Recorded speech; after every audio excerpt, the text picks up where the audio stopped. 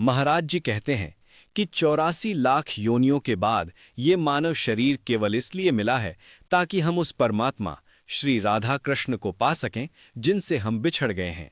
बाकी सभी योनियां पशु पक्षी आदि केवल भोग के लिए हैं, लेकिन मनुष्य शरीर साधन है भगवान तक पहुंचने का। से मिलन। महाराज जी कहते हैं कि यह मनुष्य शरीर बहुत ही अनमोल है।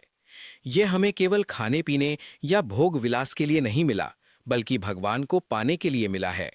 84 लाख योनियों के बाद यह अवसर मिलता है कि हम भक्ति के जरिए जन्म मृत्यु के चक्र से मुक्त हो सकें। प्रेमानंद जी महाराज के प्रवचनों और उनके दर्शन के अनुसार मनुष्य जीवन का मूल उद्देश्य केवल खाना पीना और सोना नहीं है।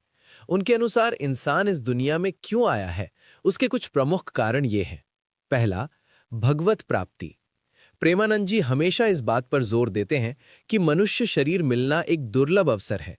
लाखों योनियों के बाद ये जन्म इसलिए मिला है ताकि जीव अपने मूल स्वरूप को पहचान सके और राधा कृष्ण या अपने इष्ट की भक्ति करके इस भव सागर यानी जन्म मृत्यु के चक्र से मुक्त हो सके।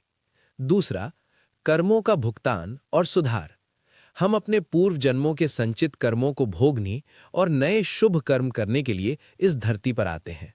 महाराज जी कहते हैं कि दुनिया एक पाठशाला की तरह है, जहां हमें अपने स्वभाव को शुद्ध करना होता है और निर्मल बनना सिखाया जाता है। तीसरा, सेवा और प्रेम।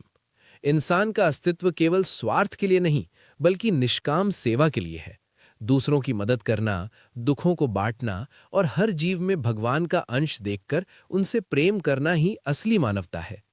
मुख्य बिंदु जो प्रेमानंद जी अक्सर बताते हैं, नाम जप। जीवन का समय व्यर्थ ना गंवाएं, हर समय राधा राधा या अपने मंत्र का जाप करें। सत्संग। बिना सत्संग के विवेक नहीं जागता, इसलिए महापुरुषों की बातें सुने। संयम। इंद्रियों पर काबू पाना और विषय विकारों से बचना ही मनुष्य होने की पहली शर्त है। ये शरीर किराए का घर है, एक दिन इसे खाली करना ही होगा, इसलिए जाने से पहले उस मालिक यानी प्रभु का पता जान लो।